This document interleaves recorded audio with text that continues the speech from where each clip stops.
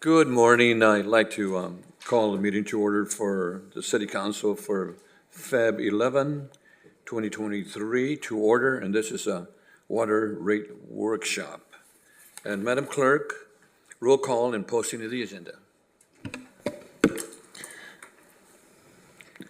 Councilmember Madrigal. Here. Councilmember Perillo. Here. Councilmember Tehran. Here. Mayor Pro Tem McDonald. Here. Mayor Zaragoza. Here. We have quorum. Posting of the agenda. The agenda for this meeting was posted in the City Hall Bulletin Board on January 30th, 2023. Thank you. Please join me in saluting our flag of the United States of America.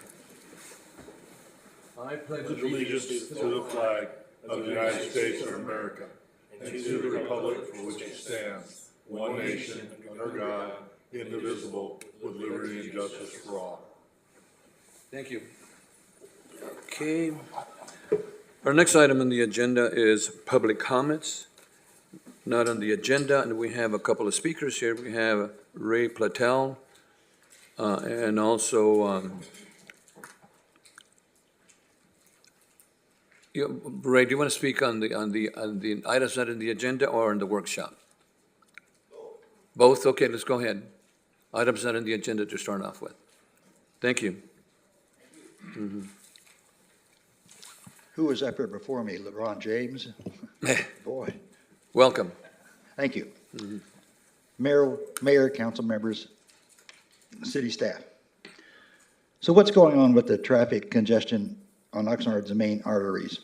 It's terrible. It seems like when your light turns green, the light at the next block becomes red. Traffic is backed up block to block. We pay hundreds of thousands of dollars every year, including measurable money, for an intelligent traffic system. I see nothing intelligent about it. It has done nothing to improve traffic flow other than make promises. It appears the traffic light timing is way off. Traffic is backed up for several city blocks on Saviors, Channel Islands, and Gonzales. I was on those roads yesterday. It's horrible. Rose is going to be the next nightmare when they finish the new high school. I don't think the number of vehicles on our roads has increased tenfold in a few years, yet traffic congestion has increased substantially. All this leads to frustration, traffic violations, which red light running, things like that, and accidents. It's not going to get any better unless traffic is better mitigated. Traffic Management Center, please take notice. Thank you. Thank you. Madam Clerk, do we have any other speakers either virtually or in the audience? Mayor Zaragoza, we do not have any additional speakers virtually or in person for this item. Thank you so much. So our next item is reports. Again, this is Public Works Department. Water rate workshop. Recommendation the City Council provide comments and feedback on the goals, variable inputs, structure options, and the process of the proposed water rates. This item is exempt from the California Environmental Act, CEQA, pursuant to Public Resource Code 21080B8 and CEQA Guidelines 15273. And of course, this was then, there's a pre-recording per Measure M. And of course, we have Michael Wolf. But before we go with Michael Wolf, the City Attorney would like to make a statement. Thank you, Mayor. I would like to clarify to the council and the public that today's workshop is not the public hearing for setting the city's water rates. That public hearing will come later in the rate setting process after formal notice of proposed rates have been provided to water customers. No written protests are to be accepted today because we don't have any proposed rates that the customer base has been notified of. The purpose of today's agenda item is to discuss the city's water operations, how rates are set, and receive feedback from the council and community on this item. Thank you. And Clerk, the Councilor Basua just joined us. Yes, Mayor. Please let the record show that Councilmember Basua has joined the meeting at 10:11 a.m. Thank you. And Michael, we do have a speaker on this item. You want to take the speaker on this? Go ahead and take Mr. Ray Platel on the water rates. Mayor, would it be better if Mr. Platel were able to hear the presentation? It's up to him. We have the choice. Normally we take it up front, Do we want to make your statements now? Or? Is that the presentation that's on the website? Yes, I've seen it. okay.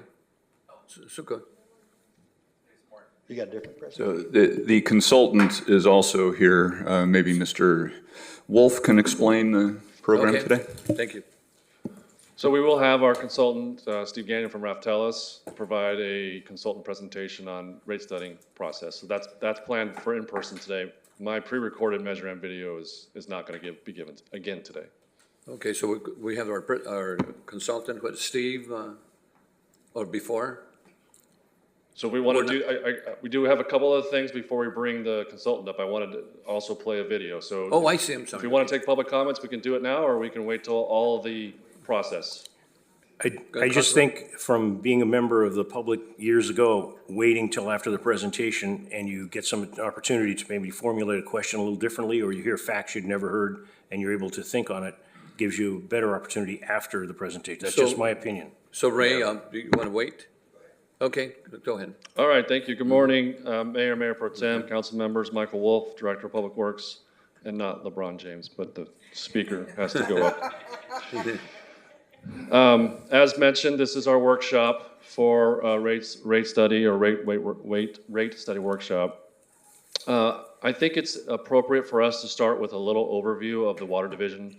This is a video that's been presented at council a couple times, at committees a couple times. It's available to the public. So it gives a really good overview of the Water Division. So if Diego can start that video, that'd be great. Oxnard water, clean, safe, reliable. It's so essential to life, we barely give it a second thought. We just turn on the faucet and there it is. Do you ever wonder where all that water comes from? Some of our imported surface water comes from snowmelt in Northern California's Sierra Nevada mountains. It travels over 500 miles through the State Water Project's massive system of engineered reservoirs, pipes, pumps, and other infrastructure. This precious water supply is shared by millions of people in California. The amount we get is limited and also very expensive. Our other sources of water come from local groundwater supplies pumped out of the naturally occurring aquifers in Oxnard and surrounding areas. This groundwater is locally managed, so it's easier to access and less costly than imported water. The imported water source is blended with local groundwater supplies to ensure a safe and reliable water supply.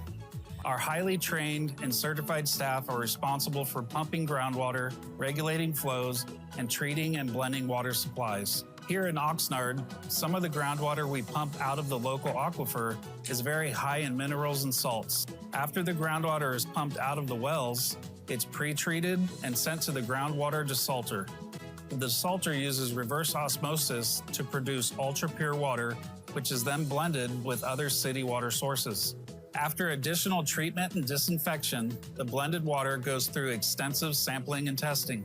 Our team ensures that Oxnard's water quality meets or exceeds all federal, state, and local drinking water regulations. We conduct more than 3,700 water sample tests each year for about 300 different constituents and are required to report this information to the State Water Board's Division of Drinking Water.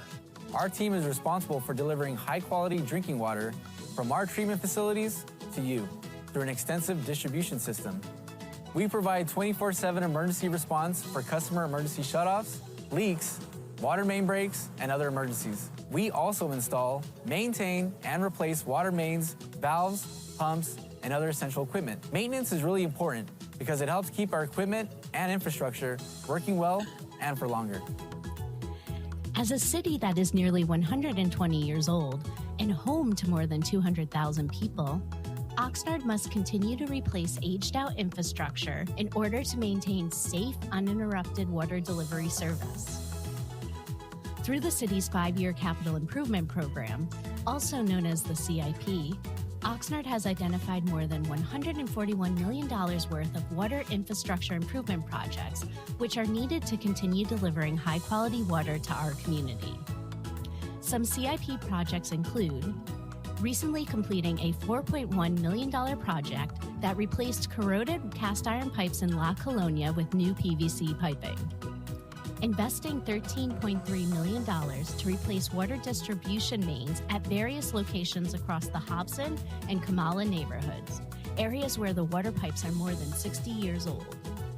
investing nearly $30 million to replace all Oxnard water customers' meters throughout the city. These meters have exceeded their working lifespan, and the city will be replacing each one over the next 3 years.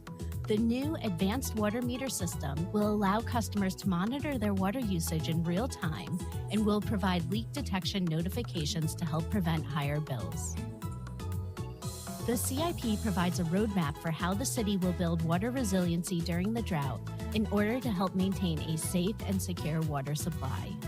Securing a reliable water supply requires both short and long-term project planning for drought resiliency. It also requires a financially secure operating budget in order to meet these challenges.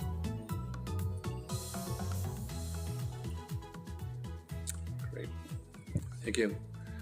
Councilman Turan, questions? Just very quickly, I just want to thank you for the video. And I do want to say that I believe many of our water staff miss their calling as voiceover actors. So great job. Thank you. I agree with that.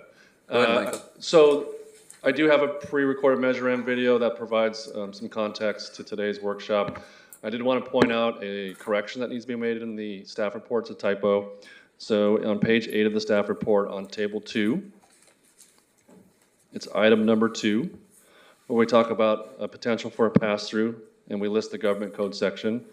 We have it down as 53736. That is not correct. It's actually 53756. That is the correct number. So with that, I'd like to introduce our consultant, Steve Gagnon from Raft Telus. As you can imagine, the analysis and rate setting is a very complex process. So Steve will be able to provide an overview of that process. Thank you. Welcome, Steve. A little bit shorter than you. Good morning, council members, honorable mayor. My name is Steve Gagnon. I'm with a firm called Raft Telus. We're a nationwide firm, about 140 consultants, and the bulk of our work is helping water and wastewater agencies set rates. I've been doing so for about 15 years in Southern California, and I've been helping your team with this water rate study. And I have for you this morning you could call it a rate setting basics presentation. So first, what is a water rate study? It's a financial planning process to set rates that considers a number of things. Okay. During a rate study, you want to cover your operations and maintenance. You want to cover your capital costs. You'd like it to be legally defensible. There's been quite a few legal cases for water rates in Southern California. You want to promote a financially viable utility. You want to promote community values. These are things like affordability or conservation or revenue stability. And you'd like it to be fair and equitable. Why would the city do a water rate study? I think it's summed up in the bold. Rates must keep up with costs to operate the city's water system. You don't have to go to Harvard Business School to know that if your revenue is here and your costs outstrip your revenue, you don't have a viable utility. I think a lot of people don't know that a water division is an enterprise fund. It is not like other government services, such as police, fire, libraries, and parks. These are funded by tax dollars.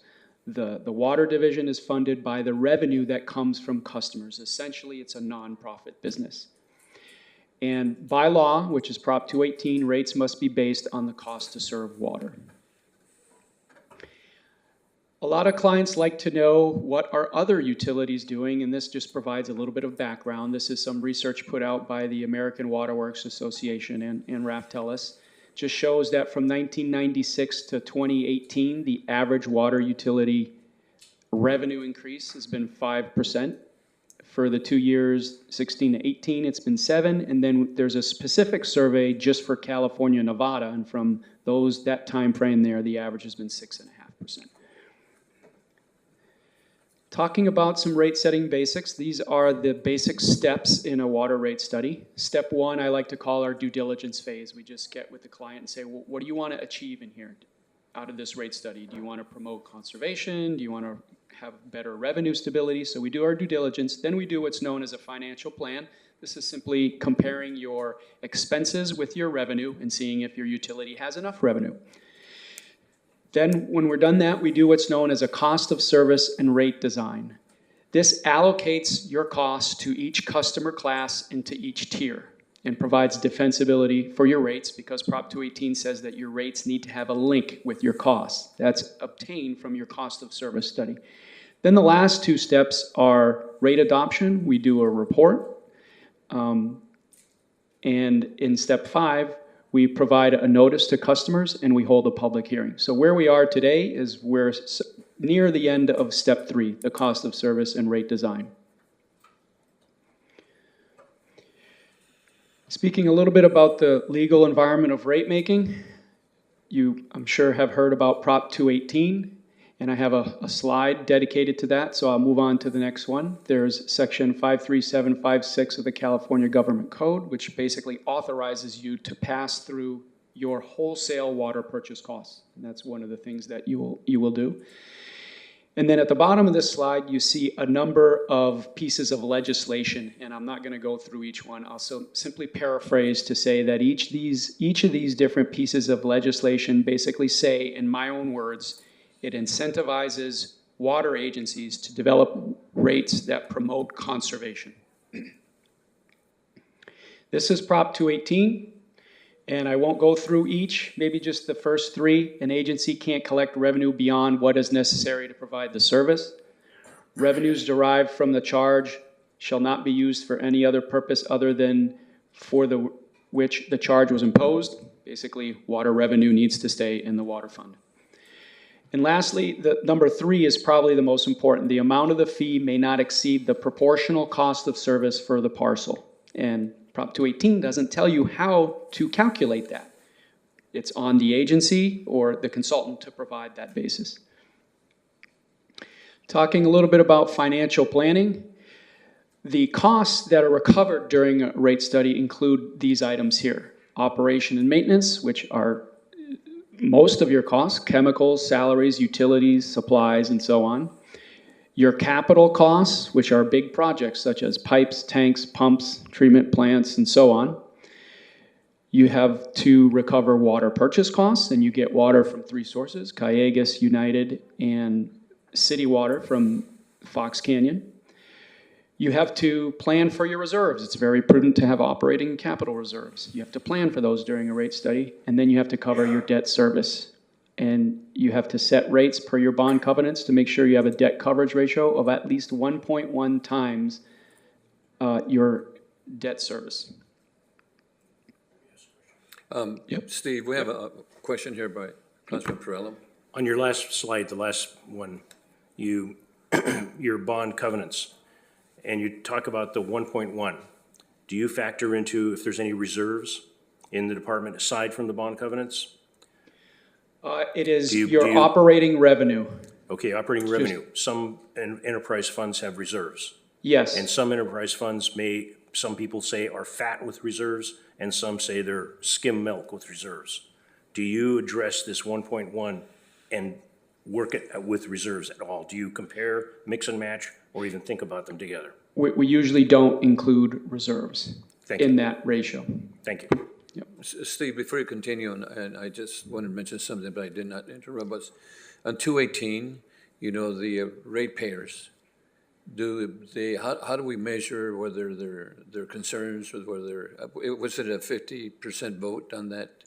Yes. And how is that measured? I heard you shift.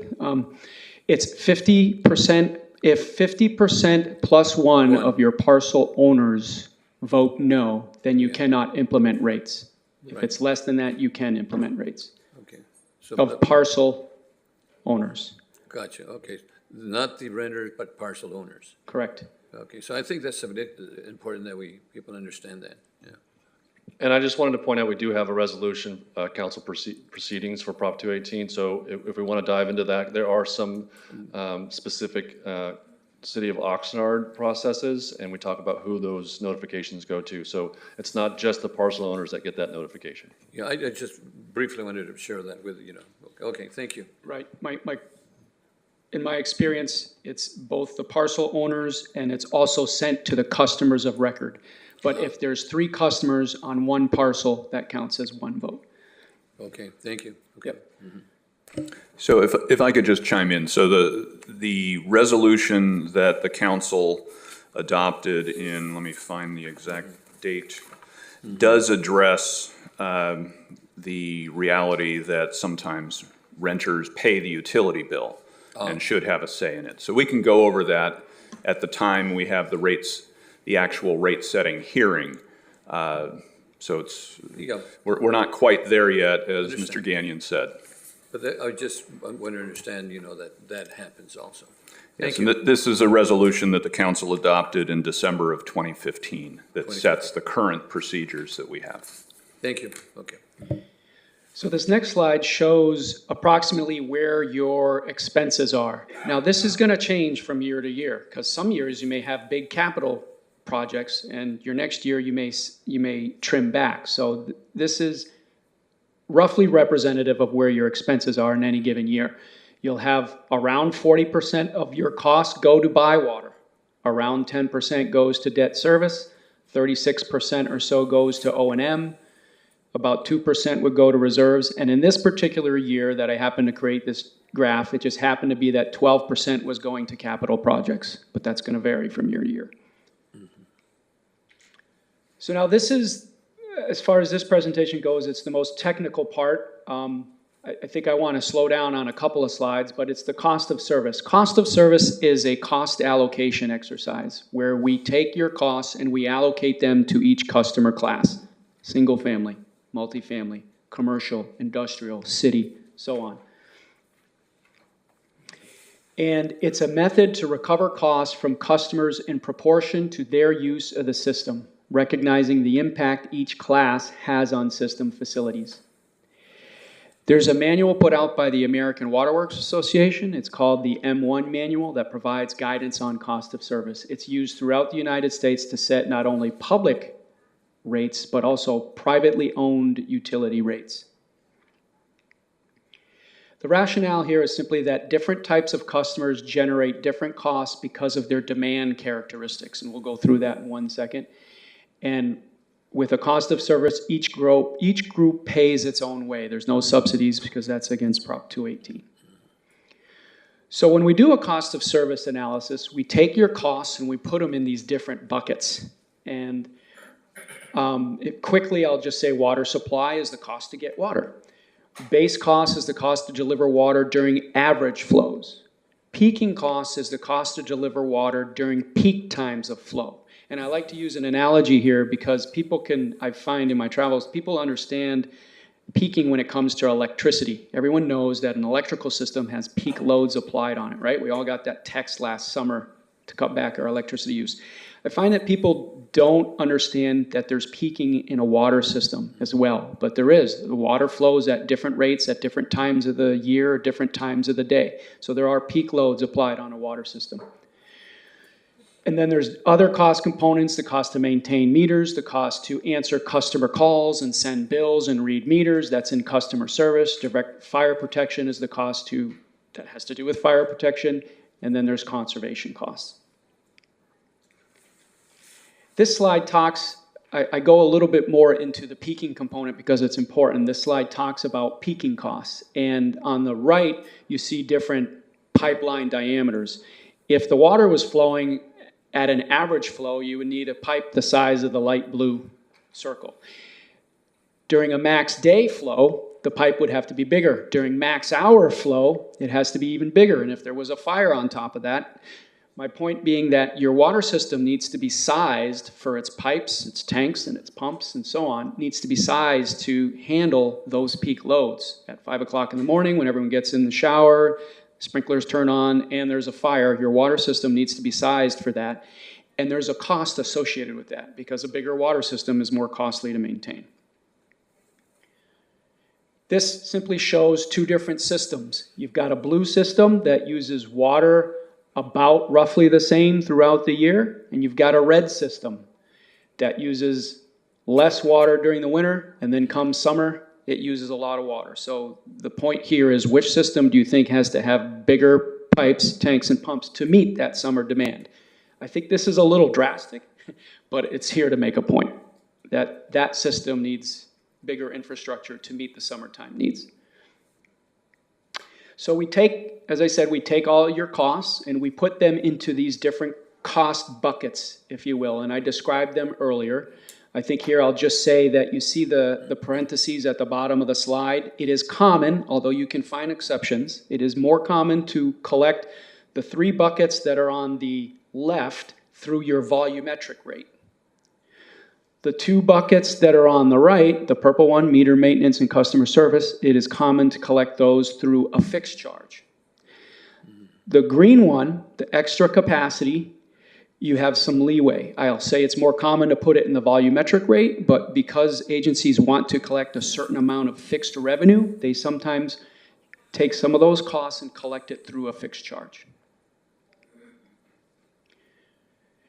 And then this is the results of a cost of service. At the end of it, I have percentages here, but I could have put dollars just as well. At the end of this cost of service, we know single family as a class owes 46% of your costs, and irrigation owes 13%, and so on. That's the point of a cost of service. That's an example. I mean, it's pretty much you, but we're not 100% final. So,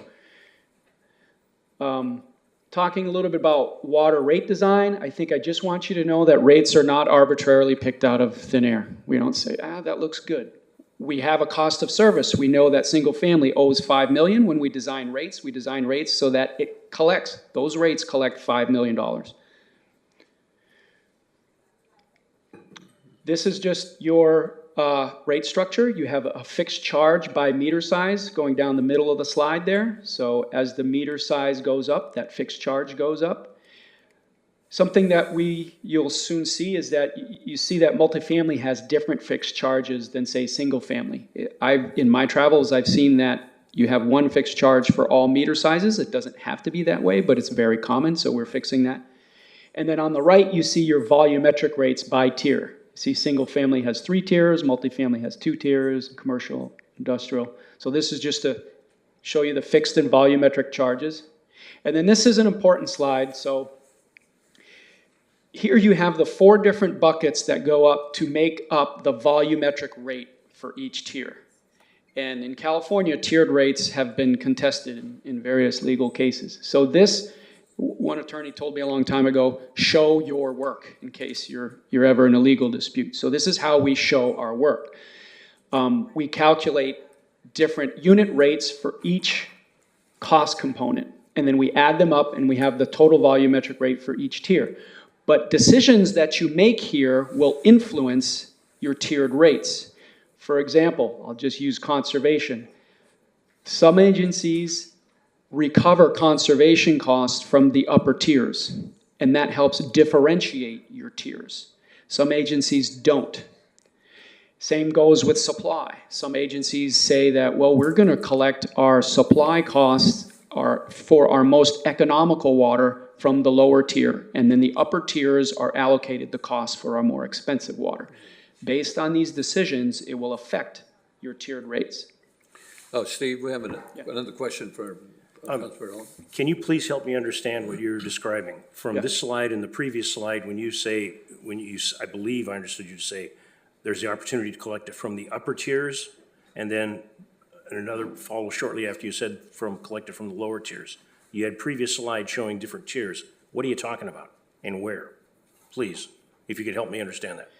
So you see when you go to the upper right of this slide, you see Do we have a PowerPoint or something that he can? Well, I can use. Thank you very much. Right there. That's a single family, right? That's single family tiers. Right. And you see how if you use 0 to 9 HCF, you pay right now $3.31 per 100 cubic feet of water. If you use more than 9 HCF, let's say you use 12, you fall in that second tier. You're in this tier 2 where it says 9 to 15 there. So your next 2 units of water, you'll pay $5.08. Okay, and then if you use even more than 15, you use 6. So when I say upper tiers, I'm talking about this is your lower tiers, 0 to 9. And then these 2 are the next 2 tiers. Your top tier is tier 3, and this is your middle tier, tier 2. So Thank you very much. That helped me a lot. Thank you. Very much clearer. And I want, Steve, I want to share something too. I have my bill from my water bill at home, and I was talking to Michael earlier this morning. He says, if the rate is, the standard rate is $20.60, and I'm being charged $35, and I only use 4.5 consumption, the normal rate is 9. How come? So he explained we have a flat rate, what did you call it? A fixed cost, and then we go from there. So that's, I think it's important that we understand that. Right, and the fixed charge is right there. Exactly right. And it depends on your meter size. If you have a 3/4 inch meter, you pay $20. If you have a 1-inch meter, you pay $32.14. That's your current rates. And that's correct, because I have a 3/4, and I, by the way, just for information, I'm very conservative because I only use 4.5 of the 9, just for information. That's low. That's the average use in San Francisco is about 4. And like Mayor Pro Tem says, I took a bath this morning. Normally I don't take baths any other day. Actually, what I told him was I shower 1 day a week, and unfortunately for him, today was not that day. So. But that's a good explanation, because I wanted to find out how it worked, so I brought my bill with me this morning. Thank you. Okay, so again, the takeaway here is decisions you make about how you're going to collect the costs in these buckets will affect your tiered rates. And we may have I'm just laying that groundwork right now, and we may be back here. So to summarize, rate setting, many cities and water agencies perform rate studies to ensure that costs keep up with the cost to serve water. I find that those that don't, down the road, they have to do big adjustments because they let things go for a number of years. Rate studies are conducted as an industry best practice to ensure that a utility's financial health is maintained. Rate setting follows guidance from the American Water Works Association, and we've had 3 community meetings, so the public is encouraged to provide input throughout this process. And I'll turn it back over to staff. Thank you. Mayor, will the council be able to get a copy of that presentation? I'm sure that, Very good. Thank you. very good presentation, by the way.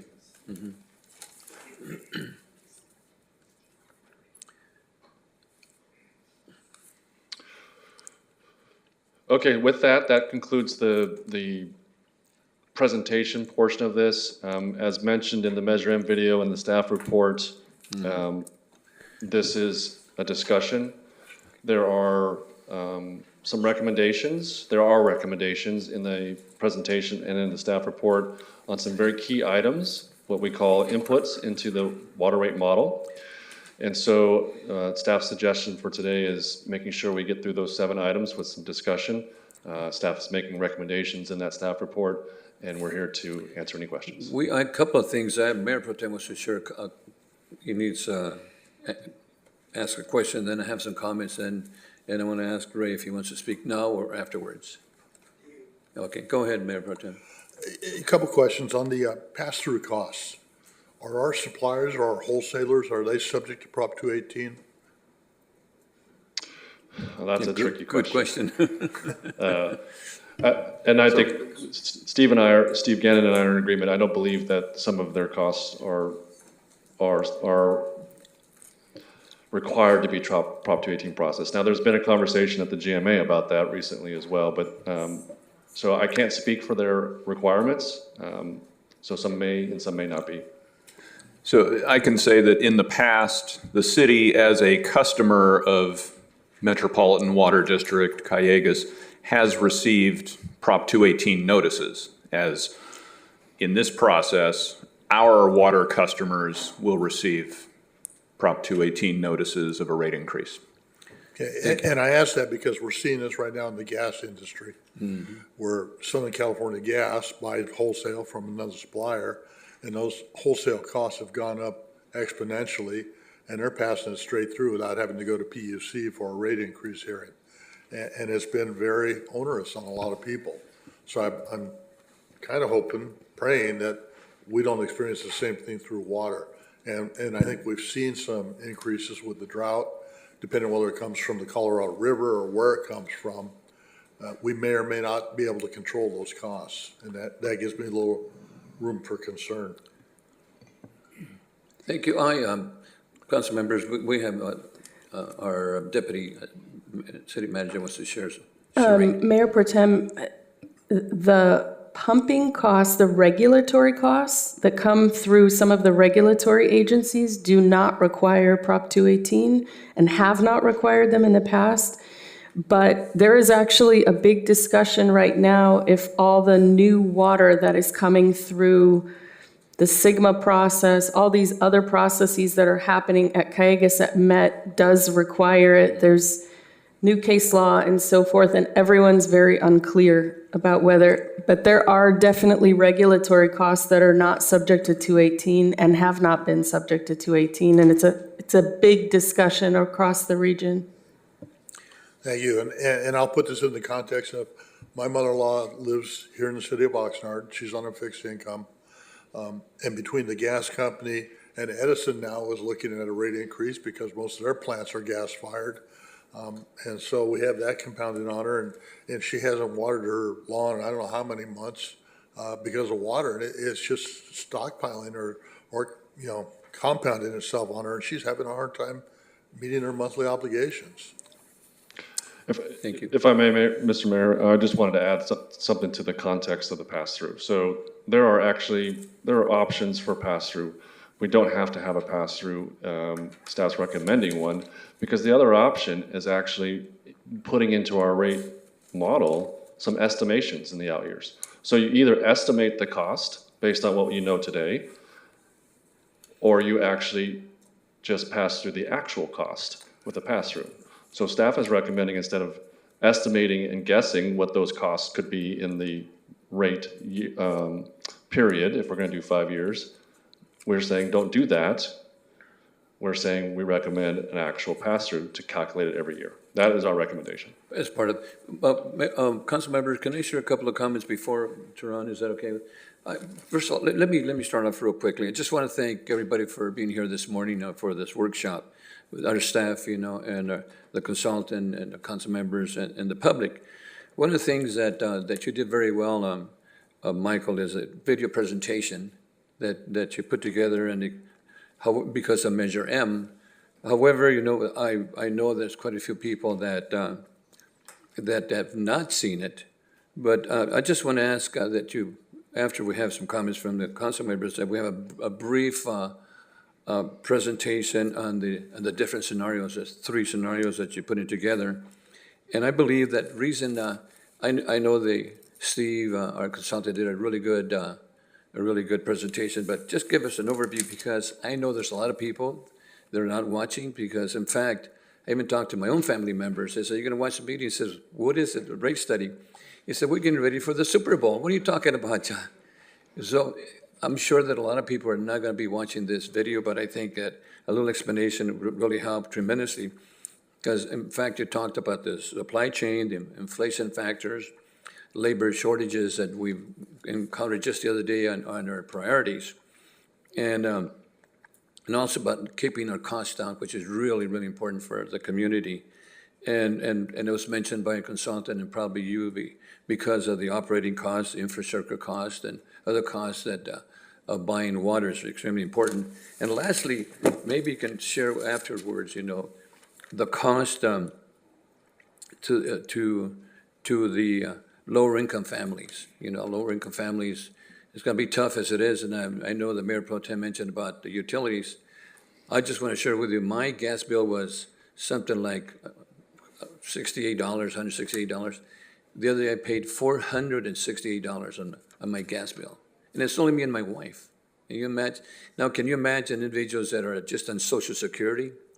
So I think it's important that if we do whatever approval you get from the City Council, that we look at the assistance program and kind of explain to the public how that low-income program works. And I think it's called the LIWAP, Bill Assistance Program for our residents. But I just wanted to share that before so council members, thank you for the opportunity to share those words. And we have Councilman Perello, and then followed by Councilman Tehran. Thank you. Number one, I appreciate the comments. It's a good first. You could say covering my back on this one. the city of Oxnard is not having this done on a Saturday to prevent the public from finding out what's going on. And there will be a lot of questions asked. I was already asked questions. Somebody wanted to take me out for coffee and a donut this morning. And then I said, was it met? And they told me, well, don't you know those council meetings are only on Tuesday? And I explained, no, that's when things come up and they have to be shared, they're shared. This presentation and the one that you put together, thank you very much. And I hope for the members of the public that are here, very, very few public members that are here, but I want to thank the chair of the INCO representing all the neighborhoods for taking her time to show up, but they're at the table if they want one. And I'll have more comments later probably, but one comment that I definitely like to try to phrase that I hope people can understand. Sometimes people go out for dinner. And sometimes, depending on where you go out for dinner, there will be a menu. And sometimes the menus have prices listed, and sometimes they don't. I equate that with very much like what Mr. Wolf said, we could estimate or we could have pass-through. I'd like to know what the costs are when I order from a menu. I'd rather have that than at the end, I didn't know what it cost, but I'll get a bill at the end. And I think it would better business-wise to know what the costs are. And so with that, I think, at least speaking right now, how I see this, unless I'm wrong, Mr. Wolf, you could explain to me my analogy, if it's close, if we estimate versus pass-through, if I'm gonna go to dinner and it's an unpriced menu, I better have enough in my credit or enough $100 bills to take care of it. If I have a cost that I know what it is, I know what I'm looking at before I even order. Is that close or not even in the ballpark? And I'm not asking for somebody to validate me. I'm trying to use something that may be common sense, Joe Blow, Ms. Martinez, anybody can understand what I'm talking about. I say it's close, so let me see if I can make a little more distinction between the options I expressed. So we know, based on history, that, let's just pick Met. Met is a wholesaler of water. It's allowable, we are allowed to pass through that cost if we wanted to. So we know, history-wise, in the last 20 years, Met's increased their rates, let's make up a number, 2% every year. So in our model, if we wanted to, and we want to do a 5-year model, we can put 2% for every year, compounding, right? 2%, and then we can and that's the estimation. We can estimate that, and if we pass the rates, that's set into that rate with that estimate. The other option is to say, you know what? We're not exactly sure what Met's going to do over the next 5 years. History tells us maybe it's 2%, but there could be 0, 0, and then 10%. So instead of estimating that, we're saying we want to know what that number is in year 3 of the model. Once we know what that number is, if it's 10%, then we calculate the pass-through, and that's what we add to our charges, so that we know that number at the time instead of estimating that number. So that's the two options that we have, or those are our two options, not that those are the only two, but those are the options that we have. So it's close to wanting to understand what your costs are, but it's understanding your cost in real time rather than estimating. That's really the example. Okay. Thank you. Because I can't think of anything that's cheaper now than it was much longer previously. But I will say this, there are 3 council members here today that did face a council and public challenge with recalls of members of the council over rates and increasing rates. This is a sensitive issue, but it's an issue that, as they say in the real world, you gotta face the music. That nothing is cheaper today, and you've got to. I appreciate how the gentleman issued, you can't charge less than it costs you. And that's kind of why I asked about the reserve funds, the general, can you backfill certain things with the reserve funds? And I got an answer. I appreciate it. Thank you, Mayor, for letting me ask those questions. Thank you. And one more thing. With respect to the rates, and I'm sorry, Mayor, Okay, the rates that go we're ahead. getting from Callegas and United, I remember one of the first times that I sat with a public works attorney and a former public works leader. There was a question about the pass-through and handling costs for water that we get from United or water that we get from Callegas or we get from anybody. Are they able to put handling costs on those fees? Yeah, Simply sending us a bill. I don't know that answer. Simply sending us a bill, do they get to put handling costs on those fees? So I know that, I'll give you an example. When we buy water from Callegas, there's a flat tiered rate that we pay, plus distribution charges, plus other charges. So they have, it's not just one charge on our invoice from Callegas. So they charge us for potentially using the piping system, so the distribution charge, things like that. I'm guessing that's your question. Okay, thank you. Thank you very much. Thank you. Councilman Tarrant, Michael, right after Councilman Tarrant's comments, can you briefly just give us a brief explanation of the three scenarios? Yes, sir. Go ahead, Councilman Tarrant. Thank you, Mayor. Thank you for the presentation. I really appreciate that level of information, and it was easily digestible. There was a lot of really good visuals. I hope the members of the public who are watching today or watching this as a replay are able to take advantage of the information we have to understand what's in front of us. I do have a couple of questions, and it's kind of a line of questioning that I think falls closely to what Councilmember Perella was giving in his analogy. My first question, Mr. Wolf, is, and this was covered by the presentation, but I'm just hoping to make it clear for the public. Can you tell us what types of customers we have in the city of Oxnard first with our water system? Sure, I actually have that stat. Let me see if I can find that piece of paper. So we have single-family residential, we have multifamily residential, we have commercial, we have industrial, we have agricultural, we have city, and irrigation. Okay. And then we have a certain percentage makeup. Majority of our customers are single-family residential, about 80%, and about 4 to 5% is multifamily. So the majority of our customers are single-family or multifamily residential. And that goes along with the idea of the proportionality that was mentioned in the presentation. Thank you. And I had this conversation with a member of the public recently regarding water conservation for different types of customers. And the question was around a business that was starting and why are we adding this type of business that operates mainly on serving beverages and drinks when we're supposed to be conserving water. And my response was, well, they are also bound to water conservation in a number of ways. Their business practices is, that is a separate issue, because if they have non-functional turf or if they have other things, they're supposed to be conserving water just like the rest of us. However, let's keep in mind that a single family home uses water differently than a commercial business uses water, and in different amounts. And so I just wanted to bring that up to add on to that question, that we do have different types of customers, as you mentioned. And I know it was mentioned again in the presentation, but there are different rates for different types of customers, correct? That's correct. And I forgot to mention, we also have a fire line customer rate as well, so fire service. Okay. And along the different rates of customers, how do we determine the fixed and variable rates, or how do we determine that those different rates are equitable for those different types of customers? I'm going to ask Steve to dive into that detail a little bit more. Sure.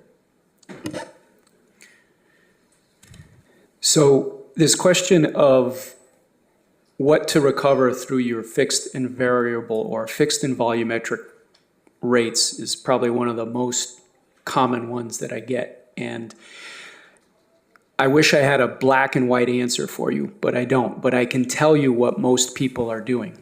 So if you remember that slide, maybe I can, which slide? The one with the buckets.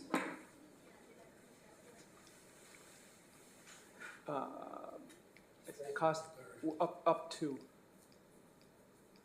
right there. Okay, so you remember we had the different cost components, and where the American Water Works Association starts you off is you collect the meter maintenance cost component and the customer service cost component through a fixed charge. That is sort of what I'll call textbook rate setting. But if you were only to do that, your fixed revenue would be fairly low. It'd be around just roughly 10%. And for most water agencies, having only 10% sure revenue is too low. So we take a little bit of that green bucket there extra capacity, and we also collect it through a fixed charge. These are fixed costs that are built into your system to handle higher flows, and we collect them in proportion to the meter size. How much you take of that and put it into the fixed charge is essentially a policy decision. But I can give you the ends, and then I can give you what most people are doing. Places like City of Los Angeles, the last time I checked, had no fixed charge at all. Some agencies have 100% fixed charge.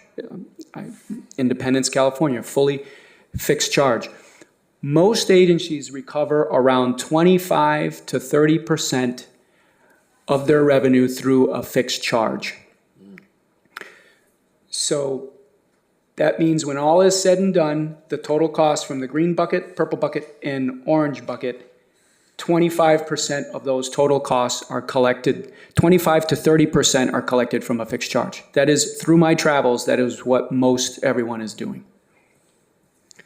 Okay. And go ahead. I guess I'll just leave it there. I was just going to say, and then the variable, this kind of leads into my next question, is about the tiered rates you had mentioned. And just briefly, is there a formula or is there some way that we determine what that tiered rate should be for each of the given tiers? Yeah, it comes back to, if you remember the slide where I spent a little bit of time, just two more, Michael? Right, I think it's two more, the one with the buckets, maybe one more. Yeah, right there. So you have the different, maybe I should stand up. So you have the different cost components here. And as I started to allude, we calculate a unit volumetric rate for each one of these cost components.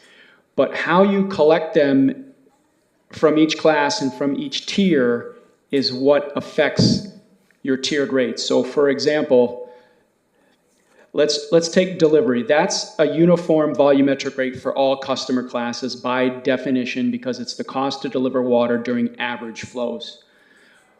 But then extra capacity is the cost to collect water during peak flows. And so those costs are in proportion to how each class peaks. So we calculate peaking factors, which is nothing more than max month use over average month use.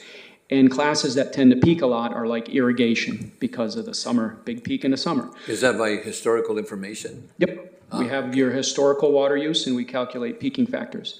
So that one's pretty cut and dry. But then you have conservation.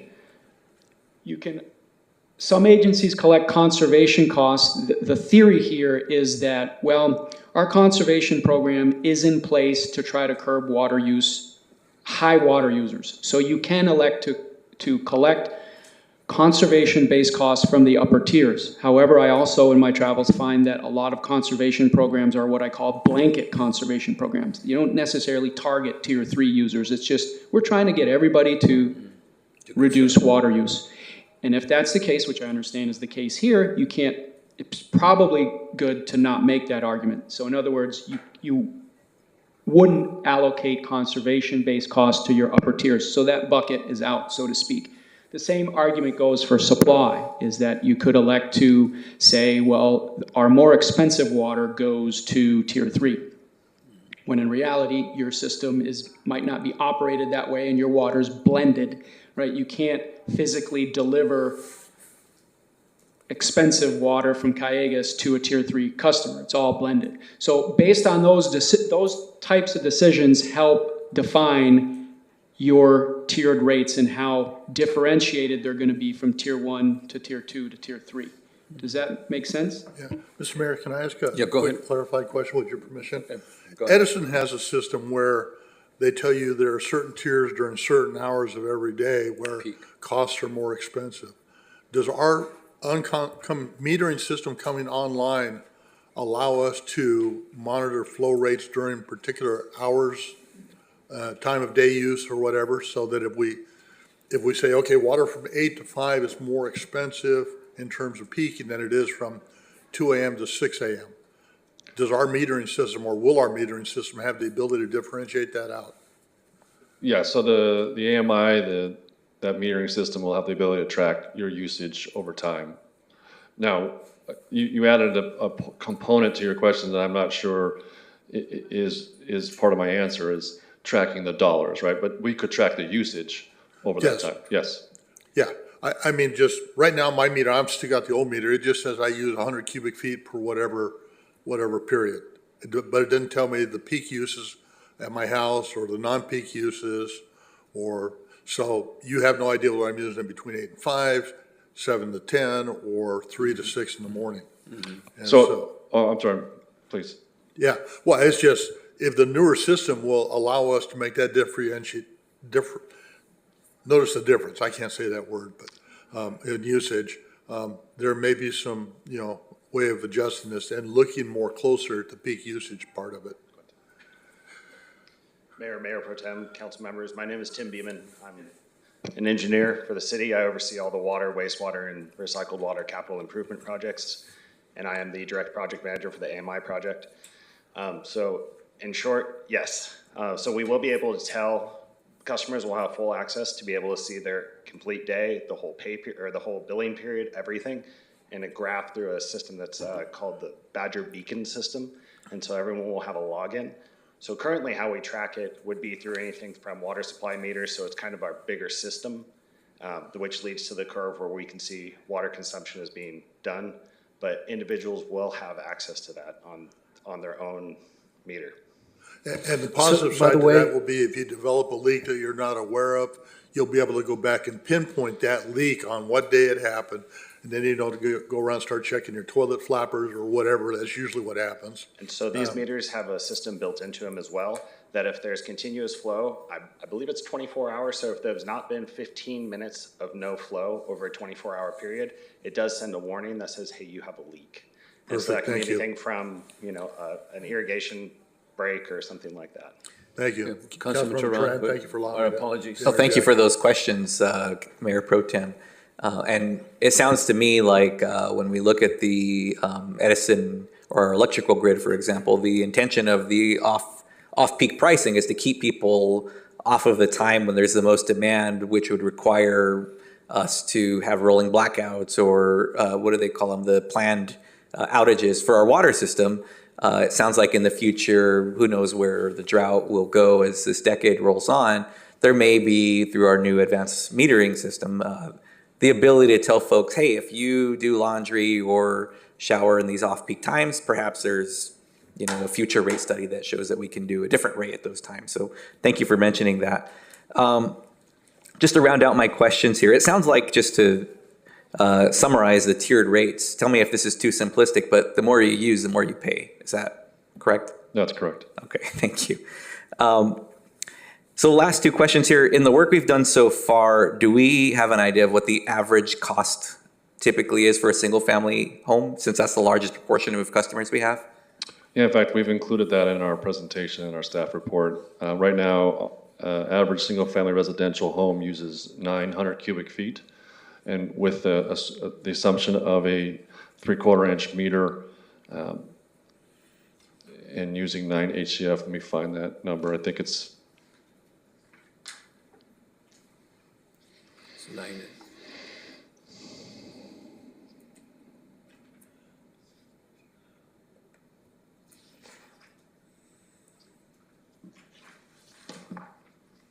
It's kind of like Big Brother is watching now. I'm afraid the city will be able to tell what day I shower on. I think it's Well, about 9. I will say I looked at my bill, Mayor, and I was at 4.6 last year or last month. So 4.5. yeah, okay. so that number is with a 9 HCF usage and a 3/4 inch meter is $50.39. That's our average single family residential user. Okay, thank you very much. And my last question actually has to do with what the mayor had requested after I'm done here. When we look at the different scenarios here, after that's completed, I'm hoping that we can just talk a little bit about why, even though we just went over this as far as proportionality and equity within the cost of service, if we can talk about in each of the scenarios, why some customers, some types of customers are getting a larger increase where other types of customers are getting less, or in some cases, a decrease in their cost. So when we're done with that. But those are my questions for now. Thank you, Mayor. Yeah. One of the questions that was asked earlier, Michael or Stephen, was that there's no different rates, for high users and low users and so forth, so we kind of blend it all together and charge one cost. If the lower users are helping, if I'm thinking this correctly, are they subsidizing the higher users by having one, is that valid in 218? So I just want to make mention, the existing and the scenarios that we ran with the current model, there is a difference in price for each tier. So not every tier has the same dollar price. So there's no subsidy because they pay for it? There's no subsidy across, based on the analysis and what Steve was just mentioning. He takes all of those individual costs, puts them in, and allocates them into the right buckets. And based on that, that is how those tiered rates are coming out. So a tier 1 rate is less expensive than if you get into tier 2 water. Okay, well, that makes a lot of sense because the way it was explained initially, it sounds like there was a subsidy, from the lower rate to the higher rate, but there isn't because they pay for it. Correct. Okay, thank you so much. So anyway, as I mentioned before, if you can give us, I know there's 3 scenarios, that we have here with the charges and variables, sort of say scenario 1 and then scenario 2 and 3, so. Yeah, with that, if I can ask Diego to put up the Measure M Okay, PowerPoint presentation, because the scenarios are actually in there. thank you. Mhm.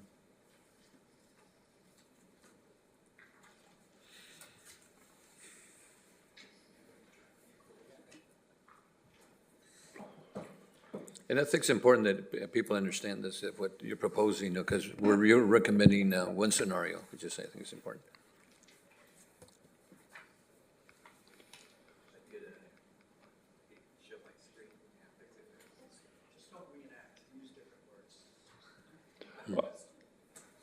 So I'm just responding to the question that I got asked. Thank you. So, as stated in the staff report, there are different scenarios based on the draft model. And the idea here is to try to understand the sensitivity of the model. The inputs that go into the model obviously will create different outputs. So in the staff report, we talk about 7 different input items that range from the duration of the rate study period all the way down to whether or not we want to have a very robust capital program. So with those different input items, we were able to run some scenarios. So the first one, which is the recommended scenario, is a 5-year rate study period. It does have a pass-through. It does have a capital improvement program, but it's what we call a low to moderate capital improvement program and not what would be a super aggressive capital improvement program. And part of that has to do with the resources that we actually have on staff, the supply chain issues that we're aware of, the contract labor issues that we're aware of. So Inflation issues. Yeah. correct. And so we felt it was more appropriate to model what we really feel is going to be our ability over the next 5 years. And we call that a low to moderate capital program. So with all of those inputs, we come up with this first scenario. So in the scenario, you do have, this is the fixed charge. So these are by meter sizes, as Steve mentioned in his presentation. And you can see that our current scenario or current charge is $20.60. So under this recommended scenario, if this was to go forward. And Michael, this is one of the questions I asked you initially, that the $20.60 is the fixed cost, right? And then you go into the variable cost that increases the cost of the particular 3-inch or 3/4 inch unit. Correct. So this chart here is just the fixed charges. When I flip the page, we'll go to the variable charge. That's regardless of if you use water or not. Correct. As Steve was mentioning, there are components of our costs that are fixed regardless of how much water is delivered. And can I know this is the same way with the refuse collection. You have a fixed cost, and then if you want more service, then you add accordingly, potentially. Right. So let's say you go on vacation for a month, you're still going to have a fixed charge if you don't use any water. Yeah. So that fixed charge is this $20.60 if your meter size is 3/4 inch. And then if you start using water, you get charged the variable charge on top of And the that. reason I'm asking that is because a lot of people say, well, my charge for, was X, and it was gone for a month, I never used it, so therefore I shouldn't pay for it. But that cost is there because of all the labor and equipment and so forth and so forth. Right, and if they wanted to turn the water on, we had to deliver water to them. Just because they were gone doesn't mean we didn't have to deliver water to them when they wanted it. Because water is available anyway. I'm sorry, Correct. I just wanted to clarify that. Thank you. So with that, this scenario obviously points out that our current charge for fixed is $20.60. Putting those key inputs into the model, if this scenario would go forward, that fixed charge would go to $22.81. So that's that, and as you march down the chart here, it just shows the different meter sizes and then the different changes depending on those inputs. The next slide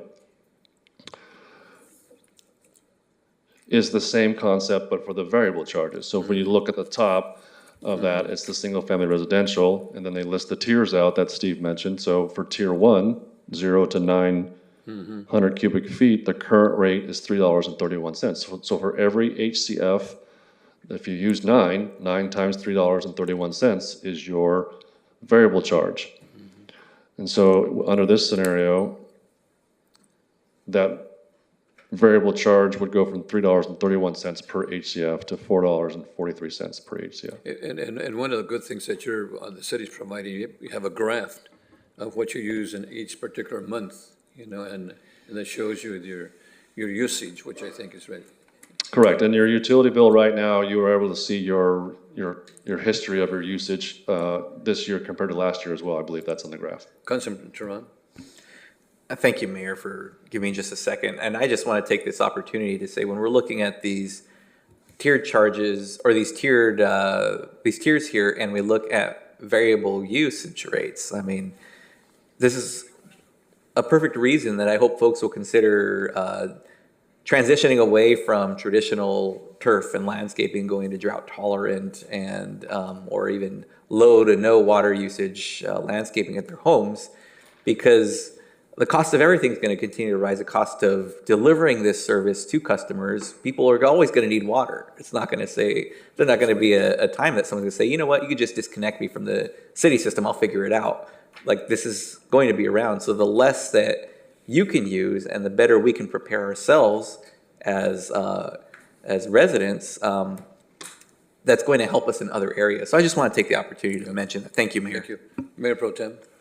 And this is kind of an anecdotal question, but the fire lines, which are all metered, I understand the rate there, but do we do anything on unmetered fire lines? And if you watch the fires in Los Angeles, where they have huge industrial complexes, you'll see them throwing millions of gallons of water at something. Is there any part of the process that allows us to potentially recover that cost?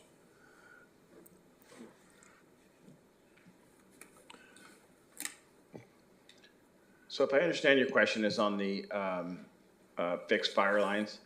So there's a fixed charge, even though they are metered, as we say, the meters that we have on the fire lines is to let us know if water went through there.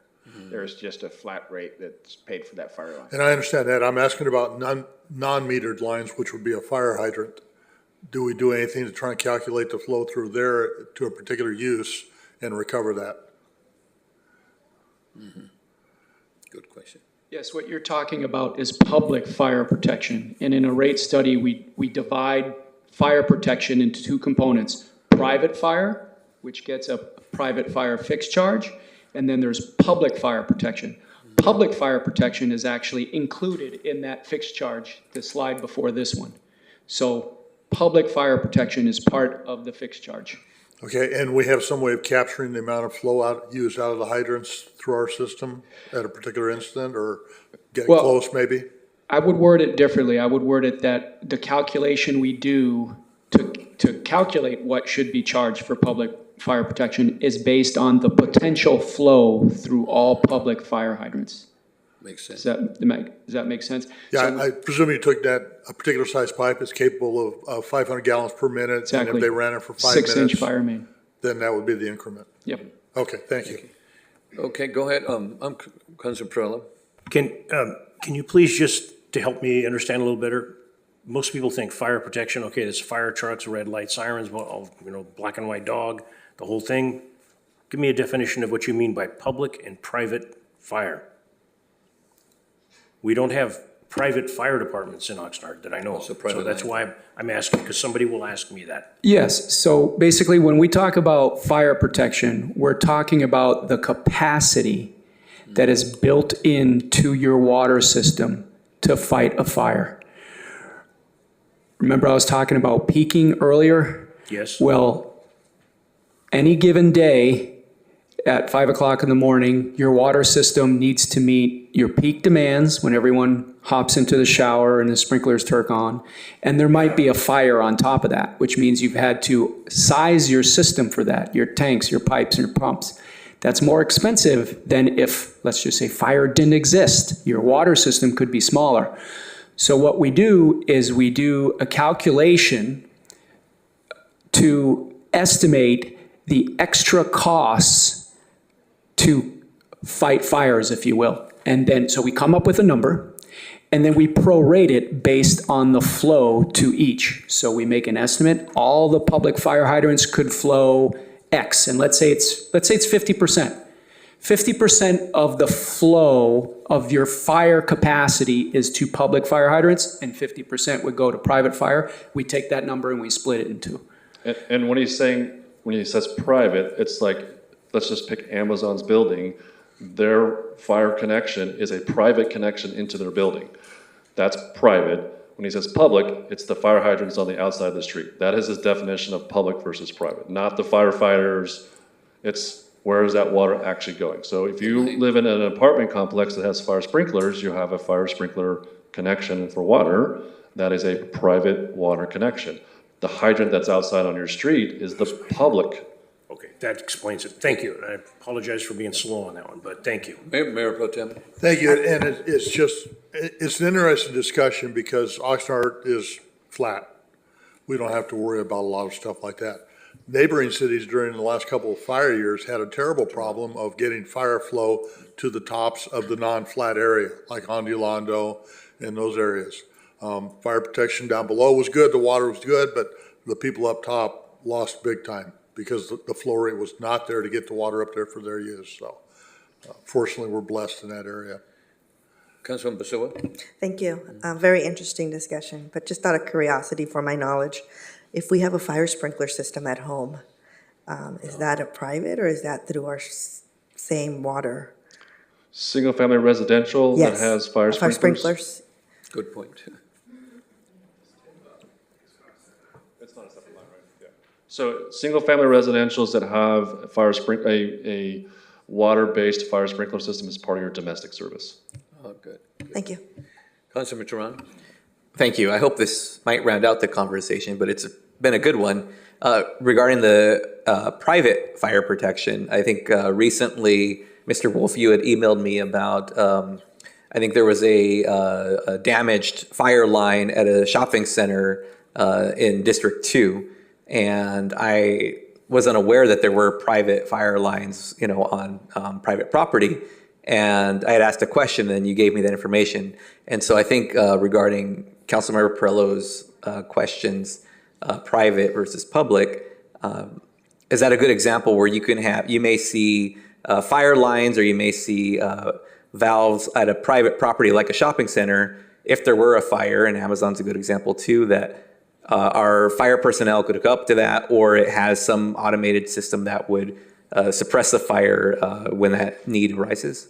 Yeah, typically, our sort of line of demarcation is either the fire detector check or some meter. That's where we say, this is our delivery to your system on your private property. So anything after that is private property responsibility of the private property owner for repairs and maintenance. So that's kind of that demarcation.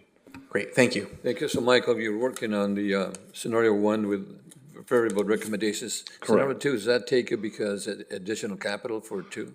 Right, so the different scenarios, I wanted to go over the scenario 1 first because to give you the Go details. ahead. All those inputs are in there. So again, some level of capital investment, some level of debt coverage.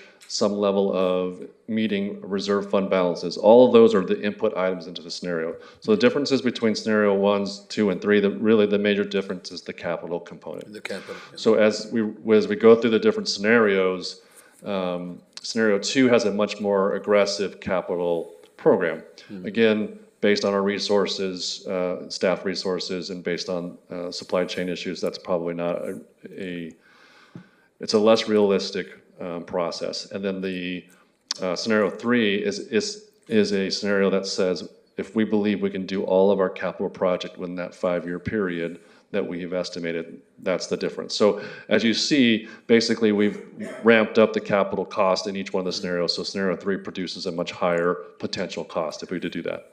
Michael, and also, again, as I mentioned initially, that's whatever recommendation the council gives you is that we're going to work with the low-income individuals. That's correct. So as mentioned in the staff report and the presentation, we have here at the City of Oxnard a couple of opportunities for ratepayer assist programs. We have our own Project Assist that the council's well aware of, that we finance every year or recommend financing every year. We also have the state one, and that acronym is escaping me. I know it starts with an L, but we have a state ratepayer assist program. That is the low-income housing water assistance program, one-time bill payment of up to $2,000 to help customers pay their past. And how does that work? Some people apply for it, or how? Yeah, that unfortunately is in our utility billing area. My understanding is there's an application process. I know we have information on our website for that. Okay, it's in the website. And there are also eligibility requirements. It's income eligibility, things like that. Very similar to our city Project Assist, income eligible requirements, and then we're able to do, if they qualify, $15 per month discounting on utility bills. The other thing I will mention is that we do have a senior assist program, and that's separate and apart from these. That was a program that was funded through donations a while back, and so when I talked to utility billing, they mentioned that they can fund up to 130 participants in that program. It's a one-time $100 funding towards utility billing based on eligibility criteria. And again, my biggest concern is that there's a lot of individuals, family members that just have Social Security, and some families don't even have up to not even $2,000 a month in Social Security, so they have to pay utilities, have to pay food, and et cetera, and then I think this assistance is really going to help our low-income seniors and other individuals too, for that matter. And the other thing I'll mention, Mr. Mayor, if you don't mind, is that we also have a very good and robust conservation program in our water division. And so those folks who are looking to try to save water, they should be contacting us. We have the ability to provide them different types of items that they can include inside their house to conserve water. So that would be also a good step of trying to find ways to just save water from that standpoint as well. And my last comment on my notes here is that by proposing a 5-year stability, if you want to call it, rate system or rate, that really helps with the S&P, with the credit rating, because credit ratings look at the stability not only of the city council, staff, and audits and so forth. And if you look at the city council is now proposing a 5-year stability type of a program, or that'll help us with the S&P rating and credit rating in the future. But Mr. City Manager, what do you think? Is that, or do we have somebody from the finance department that can share? I would just say that's correct. Thank you. Thank you, because I think it's important, because I know if it's like when you buy anything, it says how you're going to make payments, or how so I think this is really extremely important, that 5-year plan. And the other component of recommending the 5-year plan is so that we can actually plan for those projects. If we only know that we're going to be funded a certain amount in a shorter period of time, we can't have that long-range planning exercise happen. We can't, I've talked about this before, capital projects, you don't execute capital projects all in one fiscal year. It's a very long process. The planning, the designing, the bidding and construction, multi-year processes. So if you have a rate study that's a very narrow rate study from a period standpoint in terms of time, you don't know if you're going to be able to do those projects in the out year. And it helps with the grants and bonding and so forth too, that I think is extremely important. Okay, so anyway, council members, Mr. Blatel, Councilman Turan? Thank you. And yes, I would like to hear from our speaker as well. But just real quickly before we move on from the recommended scenarios, just very briefly, Mr. Wolf, if you could just talk a little bit about why certain types of customers are seeing a certain amount of increase and others are seeing less, or in some cases a decrease, just so that's on the record again. Yes, and that's why, can we go back to my Raftellus presentation? Can we put the other presentation back up? Thank you. This slide right here. Oops.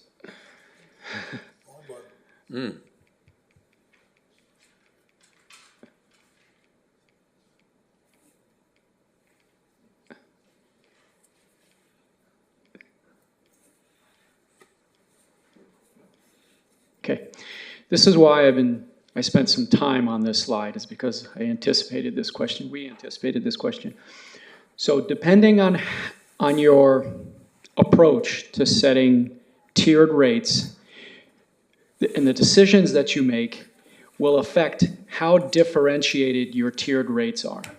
So if you look at the tiered rates, your current tiered rates versus your proposed tiered rates, and you look at the difference, the dollar difference between each tier, you'll notice that your current rates are more differentiated. They're more spread out, right? So if you go from tier 1 to tier 2, it's a bigger jump. It's like $1.78. And the proposed rates might be, I don't know, 30 cents or something. It's a consequence of the decisions we made as a group when we reached this point in setting tiered rates. For example, remember I talked about conservation. One way to recover conservation costs is to allocate those costs to the upper tiers. And the philosophy or the theory behind that is that, well, our conservation program targets customers in the upper tiers specifically. But when we discussed it, we said, well, our conservation program is more of a blanket conservation program, where it's just a general, everyone should conserve, not necessarily those in tier 3 or tier 2. So if that's your conclusion, then it's probably best to meet Prop 218 to not allocate those costs to the upper tiers. And so we decided to not do that.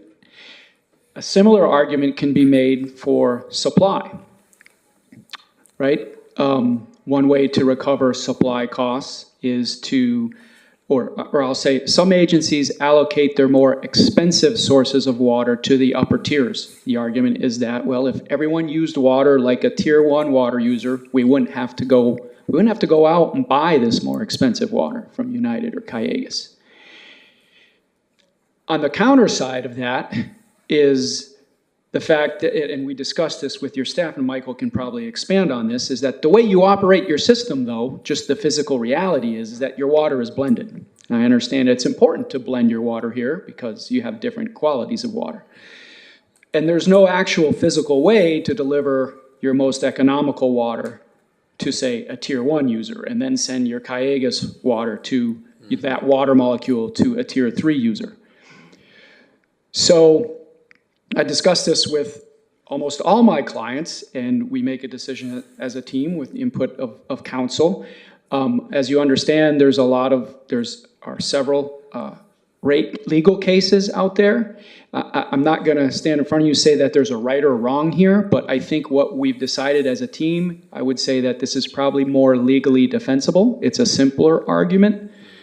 But you're balancing that with the fact that, yeah, now when you look at your bill impacts, you see that some classes, a single family class, gets, goes up X dollars, and then there's another class that's going down, or not down, but isn't going up as much as the other classes. And it's a result of these decisions that we're making to balance defensibility with these other things like affordability and conservation. So I think I'll just leave it at that for now, and I'm happy to. That was the question I asked, was there's a subsidy there, but there isn't, because I know that Michael explained that very thoroughly, so. Thank you. Thank you. Councilman, continue. Is there anything else to add to that, Mr. Wolf? No, unless there's a follow-up question. Okay, no, that's it. Thank you. I appreciate that. Thank you. Thank you. So we have Councilman Perla. I appreciate the way the discussion is going, but you're bringing more information in kind of here at the tail end. More defensible, and I would assume when some is more defensible, there's going to be something that's less defensible. Can we get a specific answer from our city attorney or public works attorney on which way to go, that if we are in a lawsuit, the city has a history of people liking to sue the city. Which one are we more likely to win? And which one are we less likely to win? And I appreciate the consultant bringing up, more defensible. I like that, but it piques some questions in this person's mind. Councilmember Perillo, El McCarran. I'm going to answer your question carefully, but I don't want to be giving away legal strategy or advice. But I think the most important part is when we're looking at this type of a rate is to not penalize certain users over another, and so we need to have a justification for certain rates. And the easiest way, the most defensible way, and what is common across the state is to have this type of tiered system where the more you use, the more you pay. And so it's de-incentivizing, if you will, to overuse your water so that you can keep yourself down into that lower tier. So you never know what a court may or may not do or what type of challenge you could get, but this tends to be the standard in terms of drought rates. For me, can you please reiterate what you just said so that I understand it? The more you use, the more you pay. I understand that. But the tiers in going the third, please help me understand that. So there was a case maybe about 10 years ago, I think it was City of Palmdale versus Palmdale Water District. And they had some sort of drought rate where they're like, if you're going to use more water, you're going to pay this extra rate. And it wasn't a defensible tier system like what is here. And the appellate court, and maybe even the California Supreme Court, I don't quite remember, said you can't have rates like that. It has to actually be based on the water that they're getting and the water that they're using and the cost of the water that they're using, whether they're using a lot of water or a little water. So we have to have those rates tied to their actual use, the cost associated with that use. And I think what Palmdale did is they said, well, if everybody that's under a certain, HCF gets the dollar rate, anybody that's over, say, 10 HCF, they're going to pay $6 because they're using the more expensive water. But they couldn't legally show that they were actually using more expensive water. It was probably the cheap water. They're just overpaying for it. So here, we're basically saying that all of our water costs this price. But if you're going to use more, well, then you're going to pay an additional fee because there is a fee that goes with that.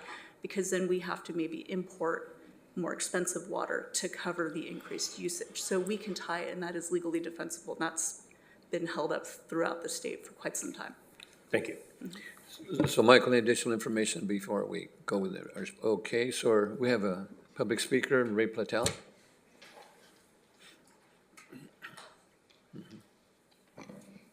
Thank you. Thank you very much, Mayor, Mayor Pro Tem, council members. Steve, that was a very good presentation. I don't envy your job at all. Relative to the video, I personally don't drink water out of the faucet in my house. What you do is up to you. But I'll send you a picture of the sediment from the faucet that comes down. I want you to see that. But anyway, these comments are relative to the briefing that Mr. Wolf has up.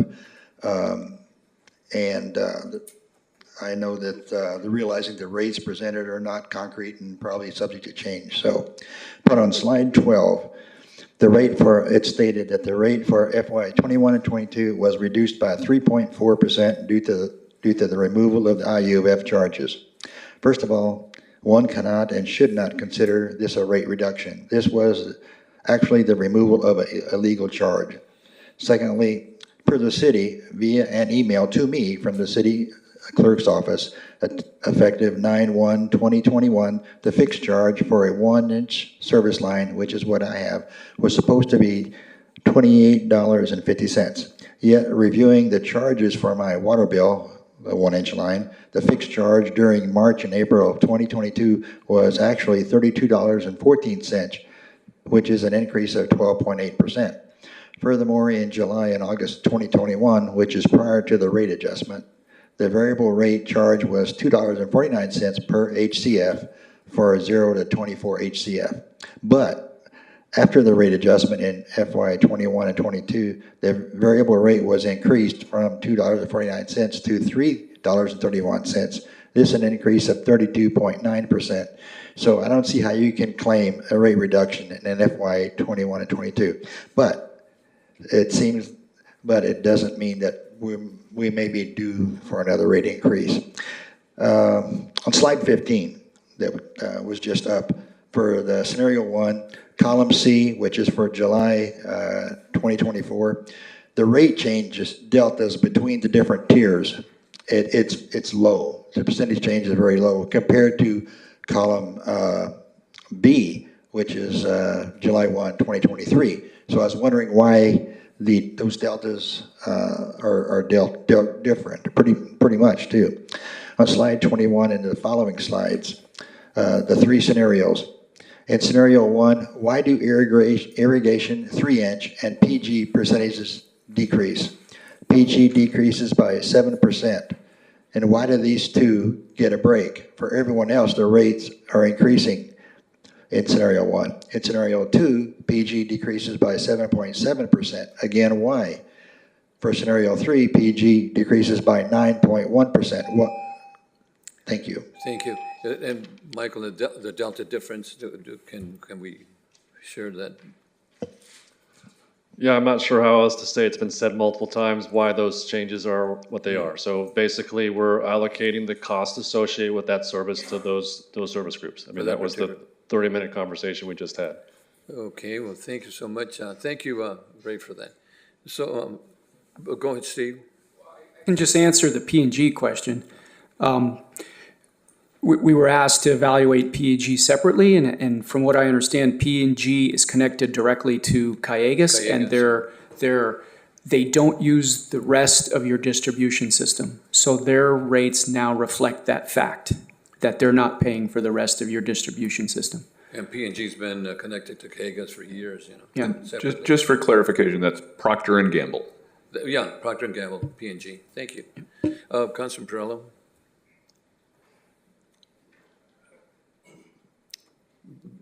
Put your mic on. Mic on. Mr. Blattel asked specific questions, and I know that there's been issues in the past with Procter & Gamble and valves that weren't, there's been litigation.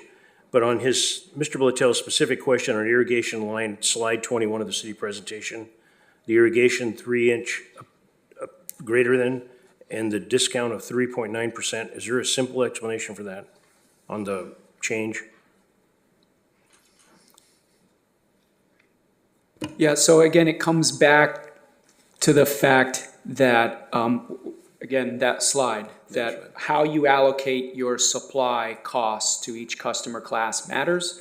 Irrigation used to get nothing but your most expensive water, Callegas, and now we're blending your water into one rate for all, and that results in this bill impact. Just the supply, just that one bucket, okay? So in other words, what I'm saying is that green bucket now, extra capacity, is the only differentiator for your tiered rates right now. So those who peak more, pay more.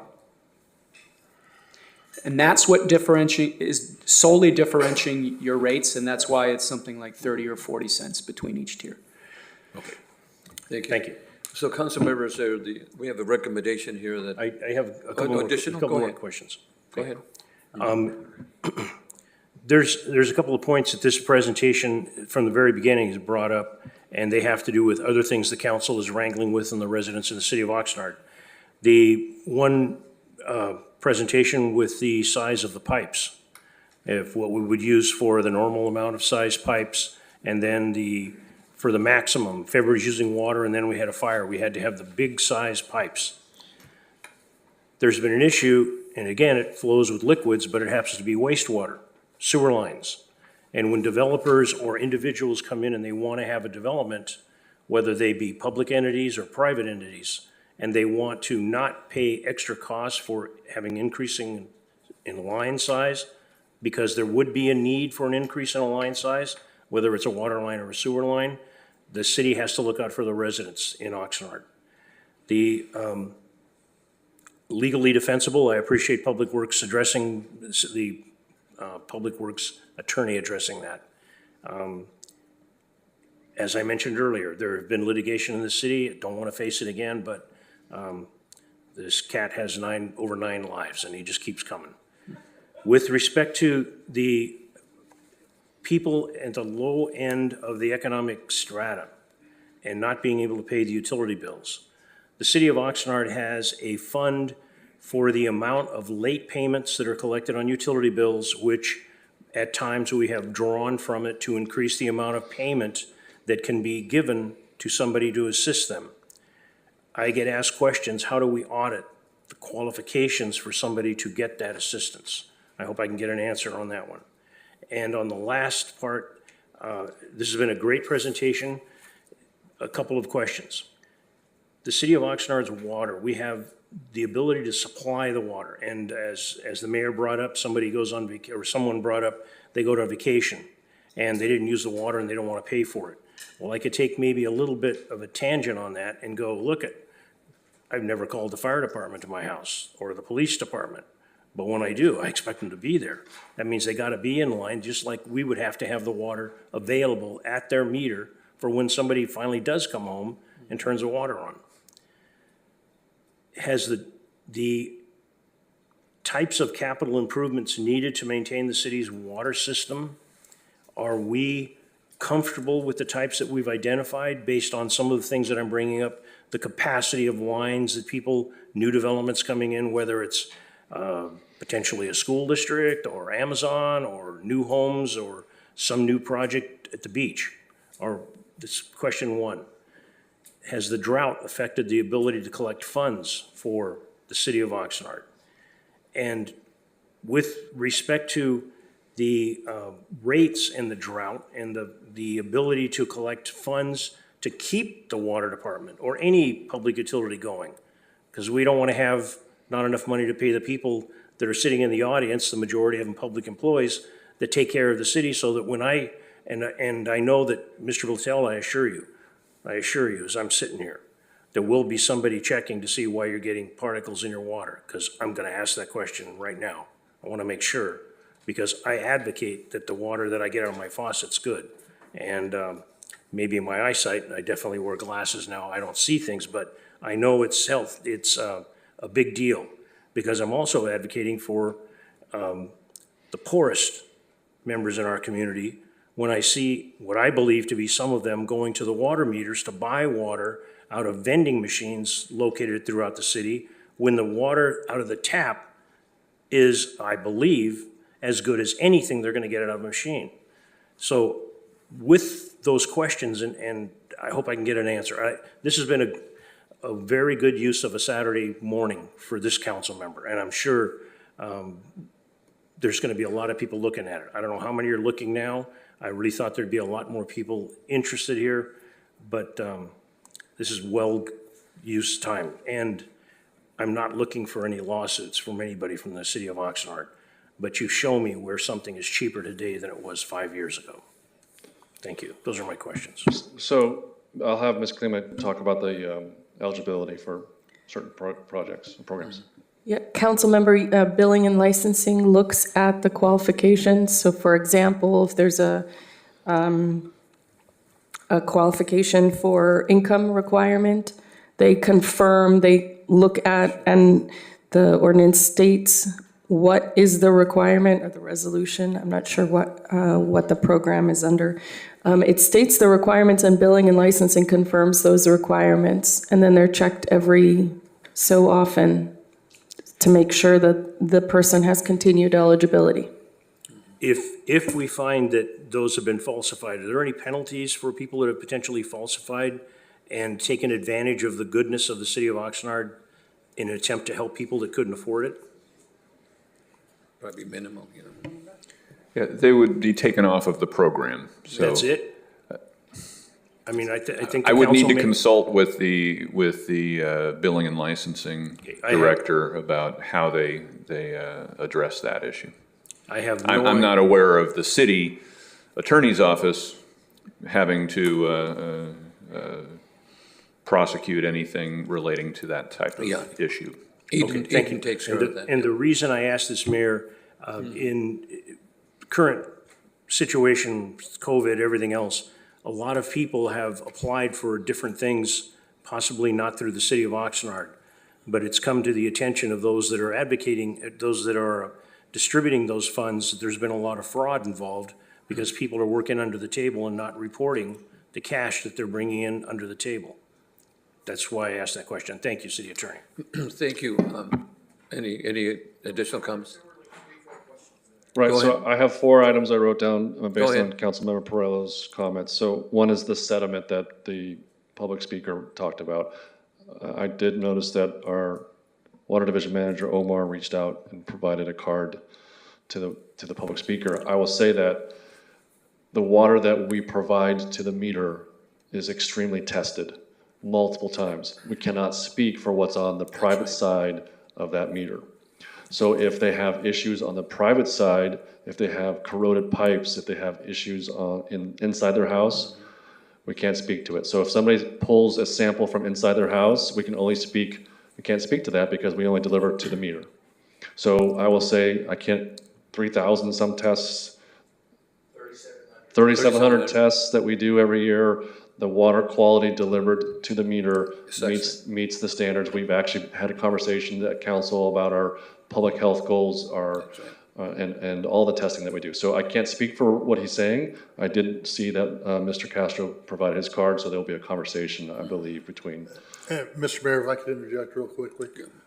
Thank you for that explanation. The other thing that I don't think people understand is that when there's a disruption to the completeness of the circuit, either it be through construction or somebody knocking a fire hydrant down or whatever, it creates a great demand on water flow, and that tends to stir up sediment that normally occurs in those pipelines because we aren't able to flush them as much as we used to. The flushing really does So that. it's not necessarily hazardous. I don't think it's poisonous or dangerous. It's a normal occurring event in there, and it lies still until there's a huge change in flow, which is not unusual. Mr. Wolf routinely sends out emails. I know I get them when there's a disruption to a hydrant in my area, letting me know that that's happened. So if my constituents call and say what's going on with the water, I have an explanation for them.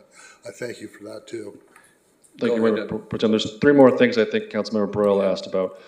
And you talked about, do we feel comfortable with our capital projects? I think that was one of the questions. And then the part of that question dived into development and what does development do in terms of how do we support them or how do they support themselves in terms of maybe increased demand or capacity. So there's been there's a lot of capital projects that need to get done. Our system as a whole, a lot of it was installed many, many years ago and has a useful life. And so we, through our capital improvement program, try to address that as best as possible based on our expertise. Tim Beeman, who came up here, is a very well knowledgeable engineer and works with our water and wastewater staff to identify those needs, whether it's changes to our groundwater wells, whether it's new piping, whether it's VFDs, variable frequency drives, and also our ASR and our AWPF. So I feel very comfortable that the staff has got a great understanding of what the needs are. Now, mentioned to that, we have to fold in where we are in the world in terms of resources, supply chain issues, and so we want to make sure that whatever we have as our capital projects, we can actually deliver. The other part of that question is about development. And so all of our the development examples that you provided all go through a review process. And that review process includes our utilities. And that review process also includes their capacity demands, their needs, and those developments are supposed to pay for those improvements that are supporting of their development.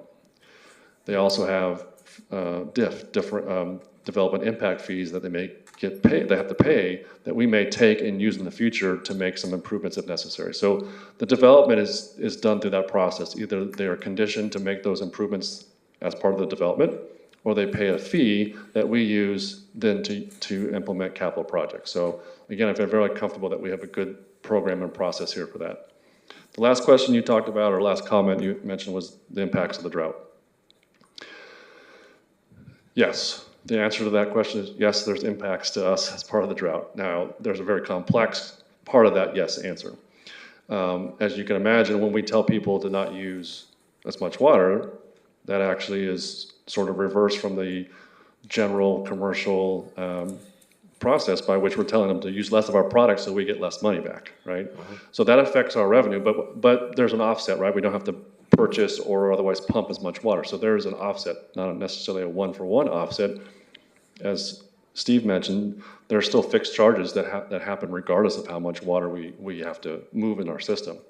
So the drought does affect that from that standpoint. They also affects us, and there's potential effects. So as you know, if we would have used a certain amount of water or not have gone to a 1 day a week water restriction, some of our suppliers could have charged us penalties. So there are dollar effects to droughts as well, depending on where we get water from. And also prolonged droughts, as we've seen here in Southern California, we start to see different restrictions put on how much groundwater we're able to produce or otherwise extract. So the drought affects us holistically across the board. I can't put them in a simple answer. The simple answer is yes, we get affected by the drought. Thank you. Thank you, and again, I want to thank everybody for this workshop. Steve, and Michael, and additional comments? Yeah, so city manager and I are on the same page, which means I wanted to make sure that we cover the 7 input items. That was one of the recommendations from staff, is to have this conversation. So we talked about the rate study period, so I'm gonna go over these. We are recommending. Mr. Wolf, before we do that, can we just get verification from the city clerk that there is no further public speakers? Any further speakers on this item? Mayor Zaragoza, we do not have any additional speakers virtually or in person for this item. Thank you. Go ahead, Mike. So we covered some of these 7 items, but not all 7. So I'll just cover them briefly, the ones that we did, and then I'll ask a little more questions or make comments about the other ones. Rate study period. So I'm on, it's in the staff reports, also in the Measure M video. Yeah. We are recommending a 5-year period, which I don't think was a lot of input on that. Any questions or comments on the 5-year period? That's scenario 1, right? No, just a 5-year, okay. We're okay with the 5-year. Okay. The other one is staff is making a recommendation that we have a pass-through charge. I heard some comments about pass-through charge, but right now we're going to continue to move forward with a pass-through charge as part of our recommendation. Councilwoman Basua? As you move forward with the pass-through, can you just tell us what operational efficiencies is the Water Division doing to keep its expenditures down? Yeah, I can answer those now, or do you want to go through the other items? First. Well, go ahead. Okay, so it's actually a great question because, as Steve mentioned, it doesn't take a Harvard business degree to understand revenue versus expenditures. And I think some of the first questions should be, instead of raising rates, how much are you lowering your expenditures? I think that's really important. So we provided in the staff report, we enumerated several items that we are already doing to make sure that we operate as efficiently and as effectively as possible. And some of those I'll highlight. So we do conduct annual water loss audits, meaning we want to make sure whatever water we buy and produce and deliver to the customer is being accounted for. So we want to make sure that our leaks are minimized. We want to make sure that our meters are reading correctly. So we do those annual water loss audits. Excuse me. We also want to make sure we apply for grants. So anytime we get grant funding, that actually offsets rates, meaning we don't have to use ratepayer funds if we get grant funds. So we want to make sure that we are applying for grants as much as possible, and that's really mostly for capital projects. We routinely, and right now it's quarterly, sometimes we actually do it monthly, we take a look at our budget versus expenditure. So we are sitting down with, I personally am sitting down with the Water Division staff. They are going over their budget and their actual to-date expenditures, and we monitor that as closely as possible so that we're not, we find places where we can save, we find places where we need to adjust. So that is done on at least a quarterly basis. And we'll get reports on the quarterly basis. Correct. The other thing that we want to do, and I just mentioned this, we want to make sure that we don't exceed any of our allocations. So for example, we have an allocation of groundwater that we can pump in any one water year, and if we go over that, we get charged penalties. So a big portion of our staff time in certain areas of water is to make sure that we don't go over those allocations so that we don't have to pay those penalties. Another thing that we do is we go through, and this is standard across the city, but is also true for the water division, is we go through the public procurement process, and so we take the lowest responsible bidder.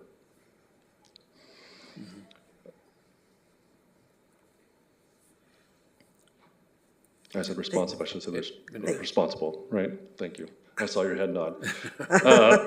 The two other ones that I wanted to mention. Again, we are replacing all of our water meters. And so that's another one, making sure that we don't under or over deliver charge to our customers. And we've been working on that for quite a while, right? So we do have the pilot program that's already been done, and then we're getting into the actual replacement program here shortly. Okay. The other thing is that we make sure that we're utilizing, as much as possible, utilizing some of our heavier or higher electrical usage equipment during times where Edison's rates are the lowest. But I would say the biggest thing that we do to make sure that we are as effective and efficient in terms of dollars as possible is we want to make sure that we can extract every single molecule of groundwater that we can, because it's our least expensive water. So when I say do everything that we can, we got to make sure that our system and our pumps and our piping and our motors, all of those that actually help extract and treat and deliver groundwater is operational, because that is the least expensive water that we are able to have access to. As we start to ramp up, our groundwater is the least expensive, United's groundwater is a little more expensive, and Cayuga's is the most expensive. So a big component of what we want to do is making sure that we don't leave any drop of that groundwater out and unused in any one calendar year water year, because that is actually keeping our rates as low as possible. So those are the efficiencies and effectiveness, or keeping costs down. And there's quite a difference between imported water and groundwater, about what's $500 difference or something like that, I think that's what it. Yeah, it depends a little bit. It depends on if it goes through our RO system. It depends on if we buy it from United. So there is a caveat to that, but for the most part, there is close to $900 difference between our groundwater pre-op, and that just is that doesn't include the operation component versus Cayuga's tier 1 rate. So it's almost $900. $900, okay. Okay, so we talked about rate study period. We talked about pass-through charge. We are going to be recommending that we have a drought rate component, and our past resolution had a drought rate, so we're continuing with that same process. I didn't think there was any comments on the drought rate. No, not that I know. No. But I think this all the components that you talk about is just plain efficiency. It's just important that we look at the least expensive cost to provide water, which I think is extremely important. Perfect. Mm-hmm. Councilman Turan. Thank you for that comprehensive response, Mr. Wolf. One thing that jumped out at me that you mentioned, and I just hope we can reiterate as we seemingly round out this conversation.